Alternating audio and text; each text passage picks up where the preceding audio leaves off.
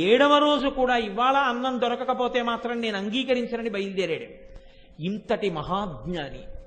మధ్యాహ్నం అయింది, ఒక వీధిలోకి వెళ్ళి ఇళ్ల ముందు నిలబడి భవతి భిక్షాందేహి భవతి భిక్షాందేహి అంటూ తిరుగుతున్నాడు. ఎవ్వరూ అన్నం పెట్టలేదు. ఆ భిక్షాపాత్రని తీసి కనుబొమలు ధనస్సుల్లా ఉంచి ఈ కాశీపట్టణాన్ని శపిస్తానని శపథం చేసి భిక్షాపాత్రని చేసి రాతికేసి కొట్టాడు. అది ముక్కలైపోయింది. భిక్షాపాత్ర అంటే ఇంకా దానికన్నా అహంకార పరిత్యాగం చేయడానికి వేరే వస్తువు ఉండదు కదండి. గోచీ పెట్టుకున్నవాడు ఐశ్వర్యం గురించి మాట్లాడడం ఎందుకు? అది ఎటువంటిదో భిక్షాపాత్ర ఉన్నవాడికి అహంకారం ఉండడం అటువంటిది. ఆయన పట్టుకున్నదే భిక్షాపాత్ర, ఇంకా మళ్ళీ అహంకారం ఏమిటి అంటే భిక్షాపాత్ర పట్టుకున్న వాడికి అహంకారం వచ్చిందంటే ఎంత గమ్మత్తుగా వచ్చిందో చూడండి. అది తన జీవితంలోనే చెప్పుకున్నాడు వ్యాసుడు. ఈ భిక్షాపాత్రని రాతికేసి కొట్టాడు. 100 వక్కలైపోయింది. వక్కలైపోయిన తర్వాత అప్పుడు చేతిలోకి నీళ్లు పోసుకుని కాశీ పట్టణాన్నంతటినీ శపిస్తున్నాడు. ఏమని? ధనము లేకుండెదరు 3 తరములందు, 3 తరములు చెడుగాక మోక్షలక్ష్మి, విద్యయును 3 తరములు వెడలవలయు, పంచజనులకు కాశికా పట్టణమున అన్నాడు. ఈ కాశీ పట్టణానికి ఎవరైనా వచ్చి అడుగు పెట్టారో వాళ్ళకి 3 తరాల పాటు ఇంకా ధనము లేకుండా దరిద్రులైపోదురుగాక. కాశీ పట్టణంలో ఎవరైనా అడుగు పెట్టాడో వాడికి 3 తరాల వరకు మోక్షం రాకుండుగాక. ఇక్కడ ఎవరైనా అడుగు పెట్టాడో 3 తరాలు నిరక్షర కుక్షులైపోదురుగాక. అక్షరము రాకుండా వాళ్ళ వంశం అయిపోవుగాక 3 తరములు. పంచజనులకు కాశికా పట్టణమున, ఇది ఎవరైనా సరే పంచజనుల్లో అందరికీ కాశీ అంతే. అంతటి నిర్భాగ్య స్థితికి కాశీ జారిపోవుగాక అని శపిస్తున్నాడు. ఏమిటి ఇంత జ్ఞాని అన్నం పుట్టలేదని శపిస్తుంటే నీళ్లు తీసుకుని ఇక విడిచిపెట్టబోతున్నాడు. అంతే, అక్కడున్న గుమ్మం తెరుచుకుంది. ఒక 50 సంవత్సరాల ముదుసలి స్త్రీ ఒక ఆమె పైకొచ్చింది. కాలి మంజీరములు గల్లు గల్లుమంటూ చేతి గాజులు చప్పుడు చేస్తూ ఇంత బొట్టుకని పైకొచ్చి ఆగు ఆగు ఆగు అని ఆవిడంది. ఓ సత్యవతీ పుత్ర వ్యాస, ఇంతటి మహాజ్ఞానివే 7 రోజులు అన్నం పుట్టలేదని కాశీపట్టణాన్ని శపించబోతున్నావా? నీకు తెలియదా? ఇక్కడ మధ్యాహ్నం అయ్యేటప్పటికి సమస్త భూతకోటికి అన్నం పెడుతుంది అన్నపూర్ణమ్మ. విశాలాక్షి బిడ్డలు ఎక్కడ అన్నం తినలేదు అని చూసి చూసి అన్నం పెడుతుంది. అందుకే ఇప్పటికీ కాశీలో అన్ని అన్నదాన సత్రవులు అమ్మవారే పెడుతుందిట. కాశీ పట్టణంలో మధ్యాహ్నం తిన్న అన్నం విశాలాక్షి పెట్టిన అన్నమే. అందుకే అన్నపూర్ణాష్టకంలో శ్లోకం చెప్పకుండా కాశీలో అన్నం అసలు తినకూడదు. న్యాయానికైతే ఇంట్లో అయినా అంతే. ఒక్కసారి ఆ అన్నపూర్ణాష్టకంలో ఒక్క శ్లోకమైనా చదువుకుని మనం అప్పుడు జ్ఞానవైరాగ్య సిద్ధ్యర్థం భిక్షాం దేహీ చ పార్వతీ మాతా చ పార్వతీదేవి పితాదేవో మహేశ్వర బాంధవ శివభక్తాశ్చ స్వదేశో భువనత్రయం అని శంకర భగవత్పాదులు అంటారు. చక్కగా చదువుకుని మనం అప్పుడు అన్నం తినవలసి ఉంటుంది. అటువంటి కాశికా పట్టణంలో మధ్యాహ్నం అన్నం ఎవరు పెడతారో నీకు తెలియదా వ్యాస? ఇక్కడ ఉన్న సమస్త పిపీలికాది పర్యంతమనకు మధ్యాహ్నం వేళలో అన్నం పెట్టేది నేనే, ఏ రూపంలో పెట్టినా. శ్రీ విశాలాక్షి బంగారు తెడ్డునందు అమృతపాయ సమసగున భ్యాగతులకు కాశికాపురి మధ్యాహ్న కాలమనగా వినియు నెరుగవి ఆతిథ్య వేళలందు. మధ్యాహ్నం అయ్యేటప్పటికే అన్నపూర్ణం ఇక్కడ అన్నం పెడుతుంది. నీకు తెలియదా వ్యాస ఈ విషయం? నీకు 7 రోజుల నుంచి అన్నం దొరకట్లేదంటే, నేను పెట్టట్లేదు అంటే ఎందుకు పెట్టకుండా ఉండి ఉంటాను? ఈశ్వరాజ్ఞ. ఈశ్వరుడు ఎందుకు నీకు అన్నం దొరకకుండా చేశాడు? మహానుభావుడు మహాజ్ఞాని వ్యాసుడు.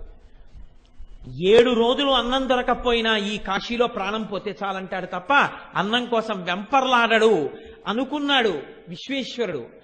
నీ ద్వారా లోకానికి ఆ గొప్పతనాన్ని చూపించాలనుకున్నాడు. నువ్వేం చేశావు? భిక్ష లేదని ఇంత కోపింతురయ్యా, కాశికాపట్టణమున కానినేయ్య, నీ మనశ్శుద్ధి తెలియంగా నీలకంఠుడింత చేసెనుగాక. ఇదేమి భ్రాంతి? నీలకంఠుడు మహానుభావుడు శంకరుడు నిన్ను పరీక్ష చేయడం కోసమని అన్నం దొరకకుండా చేశాడు తప్ప ఇక్కడ మధ్యాహ్నం అయ్యేటప్పటికి అన్నం పెట్టడానికి నేను లేనయ్యా. అటువంటిది కాశికా పట్టణాన్నే శపించేద్దాం అనుకుంటున్నావా? పరమశివుడు ఎంత కోపిస్తాడో తెలుసుకున్నావా? సరే వెళ్ళి గంగానదిలో స్నానం చేసి అభిషేకం చేసుకుని రా భోజనానికి వడ్డిస్తానంది. ఆవిడే విశాలాక్షి, ఆవిడే అన్నపూర్ణ అని గ్రహించలేకపోయాడు ఇంతటి వ్యాసుడు. దేని మీద? అన్నం మీద భ్రాంతితో. తనీ చెప్పుకున్నాడు. వెళ్ళాడు, గంగలో స్నానం చేశాడు, అభిషేకం చేసుకున్నాడు, కడుపు నకనకలాడిపోతోంది, వచ్చాడు. మీరు కాశీఖండం చదివితే తెల్లబోతారు. ఒక్క తాలింపు వాసన లేదు, ఒక పోపు వాసన లేదు, ఓ కూరగాయలు తరిగిన సందర్భం లేదు, ఎక్కడా ముచికలు కనపట్టం లేదు, వేడి లేదు, పొగ లేదు, వండుతున్న పాత్రలు లేవు, చప్పుళ్ళు లేవు. ఓహో, ఈ యువతి మోసం చేసింది రామన్ని, ఈమెని కూడా శపించవలసి ఉంటుందా ఏం అనుకున్నాడు. ఆవిడంది, వచ్చారా భోజనానికి, రండి కూర్చోండి. అందరూ కూర్చున్నారు శిష్యులతో కలిసి. కూర్చున్న తర్వాత అమ్మవారంది తన పక్కన ఉన్నటువంటి పరిచారికలు కొంతమంది స్త్రీలను పిలిచి, పోషిరా ఎల్లవారికి అపోషణములు ఆరగింపుడు లెండు మీకమృతమస్తు పొద్దుపోయనుజుండని బుజ్జగించి మ్రొక్కి అంజలి ఎత్తి అమ్ముదుక పణతి. వృద్ధురాల్లా కనపడుతున్నటువంటి ఆ ఆడావిడ తన చుట్టూ ఉన్న స్త్రీలను పిలిచి వీళ్ళకి ఆపోషణం వేయండి అంది. వేసిన తర్వాత ఏం లేవు విస్తట్లో, నీళ్లు చుట్టూ తిప్పుతారు ఆపోషణం అని. ఆ నీళ్లు వేశారు చేతిలో. ఆవిడంది, అమృతమస్తు, మీ కడుపులు నిండుగాక, మీకు సమస్త పదార్థములు లభించుగాక, ఇప్పటికే ఆలస్యమైంది, కడుపు నిండా భోజనం చేయండి అంది. ఉత్యాకుంది, చేతిలో నీళ్లు పోశారు ఆపోషణం. ఇప్పుడు ఆపోషణం పోసిన తర్వాత ఒక లక్షణం ఉంటుంది. ఇంటికి అతిథిగా వస్తే తన చెంబు తను పట్టుకుని వెడతాడు, తన పాత్ర మడి కట్టుకుని నీళ్లు పట్టుకుని వెడతారు. పూర్వం ఉండే ఇప్పుడు ఎవరికి ఆ మర్యాద లేదు, అలా వెళ్ళేవాడు లేడు, వెళ్ళినా వాడికి అలా మర్యాద చేయాలని తెలిసినవాడు లేడు. ఒకవేళ ఇల్లు అటువంటిది అనుకుని మీరు వెళ్ళారనుకోండి, అక్కడ ఏం ఉండదు, అలా ఏం మర్యాదలు ఉండవు. అటువంటి అంటే వాళ్ళకి తెలియదని మీరు తెలుసుకోవాలి. అప్పుడు ఇప్పుడు వెళ్ళి ఆయన కూర్చున్న తర్వాత చెయ్యిలా పెడితే ఆపోషణ అంటే ఓ మాట వేస్తారు, నీళ్లు తాగి విస్తరి చుట్టూ తిప్పిన తర్వాత ఆ ఇంటి యజమాని 5 మాటలు చెప్తాడు, అప్పుడు తాను 5 మాటలు చెప్తాడు. ఇది అన్న తర్వాత అప్పుడు తినాలి. అప్పుడు అందుకే ఇంటికి పిలిస్తే పెద్దల్ని భోజనానికి, మా ఇంటికి అన్నం తినడానికి రండి అనకూడదు, మా ఇంటికి దేవతార్చనకి రండి అంటారు. ఎందుకో తెలుసా అండి, ఆయన వచ్చి అన్నం తింటే ఆయన యజ్ఞం చేసి వెళ్ళిపోయినట్టు. ఆయనకి అన్నం పెట్టడం అంటే యజ్ఞానికి హవిస్సులు ఇచ్చేసినట్టే. ఆయన విస్తట్లో మీరు ఎన్ని మాటలు వేశారో, ఆయన ఎన్ని మాటలు నోట్లో పెట్టుకున్నాడో అన్ని మాటలు యజ్ఞాగ్నికి హవిస్సులు ఇచ్చినట్టుగా లెక్కకొస్తుంది. అందుకే మహాత్ములు ఇంటికి వచ్చి అన్నం తినడం అంటే మాటలు కాదు. ఎందుకు వస్తారు, ఎందుకు తింటారు, వాళ్ళకి ఏం పని, వచ్చారంటే అంత మర్యాదగా పెట్టవలసి ఉంటుంది. కాబట్టి చూడండి, శ్రద్ధాయాం ప్రాణే వినిష్టో అమృతం జుహోమి అంటారు. అంటే ఈయనేమంటాడంటే ఓం ప్రాణాయ స్వాహ అంటాడు. ఈ ప్రాణాయ స్వాహ అన్నప్పుడు ఈ వేలు ఇలా పెట్టి ఈ మృగముద్ర పట్టి నేతి అన్నపు ముద్ద తీసి పళ్ళకి తగలకుండా నాలుక మీద పెట్టి మింగుతారు. అప్పుడు ఇక్కడే ఉన్నటువంటి అగ్నిహోత్రానికి హవిస్సు అవుతుందని ముందు. అందుకని ముందు వాళ్ళేమంటారంటే శ్రద్ధాయాం ప్రాణే వినిష్టో అమృతం జుహోమి, నివిష్టో అమృతం జుహోమి అంటారు. అంటే ఓం ప్రాణాయ స్వాహ అంటారు. ఇప్పుడు వాళ్ళేమంటారంటే శ్రద్ధాయాం అపానే నివిష్టో అమృతం జుహోమి అంటారు. ఓం అపానాయ స్వాహ అంటాడు. శ్రద్ధాయాం వ్యానే నివిష్టో అమృతం జుహోమి అంటే ఓం వ్యానాయ స్వాహ అంటాడు. ఇలా 5 మాటలు చెప్తారు. 5 మాటలు ఈయన ఏమంటారంటే ఓం ప్రాణాయ స్వాహ, ఓం అపానాయ స్వాహ, ఓం వ్యానాయ స్వాహ, ఓం ఉదానాయ స్వాహ, ఓం సమానాయ స్వాహ అని పుచ్చుకుంటాడు. ఆయన మరి ఆపోషణ వేసిన తర్వాత తిప్పాక పుచ్చుకోవాలి. ఆవిడంది అక్కడ నిలబడి శ్రద్ధాయాం ప్రాణే నివిష్టో అమృతం జుహోమి అంది. శ్రీనాథుడి కవిత వైచిత్ర్యం అండి. అంటే అమ్మ ఇంత తప్పు చేసినా అన్నం పెట్టింది, అయ్య మాత్రం ఇంకా క్షమించలేదు. మీరు చూడండి గమ్మత్తు.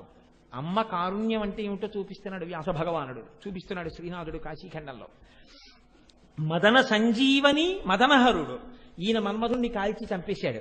కాల్చి చంపేసిన మన్మధుణ్ణి బతికించింది ఆవిడ. ఎంత గొప్పగా చెప్తున్నాడో చూడండి. అమ్మంటే ఎలా ఉంటుందో అయ్యంటే ఎలా ఉంటాడో చూపిస్తున్నాడు. ఇది పద్యరచన అంటే, ఇది హృదయం అంటే. నాగేంద్రని భయాన నాగకుండలధారి, ఈవిడ నడిచేస్తుంటే ఏనుగు నడిచేస్తున్నంత మందంగా అంత అందంగా ఉంది. ఆయన చెవులకి కూడా పిల్లపాములు నెట్టుకున్నాడు. అంటే భుస్ భుస్ లేని ఉన్నాడు. భువనమోహన గాత్ర, భువనకర్త. ఆవిడ భువనములన్నీ ఇలా చూడగానే అబ్బా నా తల్లి అనిపించి పొంగిపోయే రూపంతో ఉంది. ఆయన లోకములను నడిపించే దక్షత ఉన్నవాడు. అంటే ఎక్కడ తప్పు జరిగిందో అక్కడ శిక్ష కూడా వేస్తాడు. భువనకర్త. గిరిరాజ కన్యక, గిరిరాజ నిలయుండు. గిరిరాజ కన్యక, ఈవిడ పర్వతరాజుకు పుత్రి. ఓ పర్వతానికి కూతురుగా పుట్టిన దయామయి కోరినందుకు. ఆయనో గిరిరాజ నిలయుండు, కైలాసంలో పడుకుంటాడు. పడుకుని లోకాలన్నింటినీ చూస్తూ ఉంటాడు. రక్షణ శిక్షణ రెండూ చూస్తాడు ఆయన. ఆవిడో రక్షణ చూస్తుంటుంది, అమ్మ కాబట్టి. సర్వాంగ సుందరి సర్వగురుడు. ఆవిడ సర్వాంగ సుందరి, ఈయనో సర్వగురుడు, గురువులకి గురువు. వ్యాసుడు లోకానికి గురువు. కూర్చుంటే వ్యాసుడికి నమస్కారం చేసి మొదలు పెడతాం. గురువులకి గురువు అంటే గురువు మార్గం తప్పితే శిక్షించి గురువును కూడా మార్గంలో పెట్టేవాడు ఆయన, సర్వగురుడు. అంటే చెప్పకుండా ఏం చెప్పేస్తున్నాడు దీంట్లో? ఇంత తప్పు నేను చేసినా కాశీపట్టణాన్ని శపిస్తానని నేనన్నా అన్నం పెట్టింది ఆవిడే. అలాగే చూస్తోంది ఆవిడే. ఈయన మాత్రం కొంచెం బుస్సుమంటున్నాడు, కాశీపట్టణాన్ని శపిస్తానన్నావని. ఇప్పుడు వచ్చి అన్నాడు, ఏరా నువ్వేనా కాశీపట్టణాన్ని శపిస్తానన్నావుట? కాశీ ఎవరో తెలుసా? నా భార్య.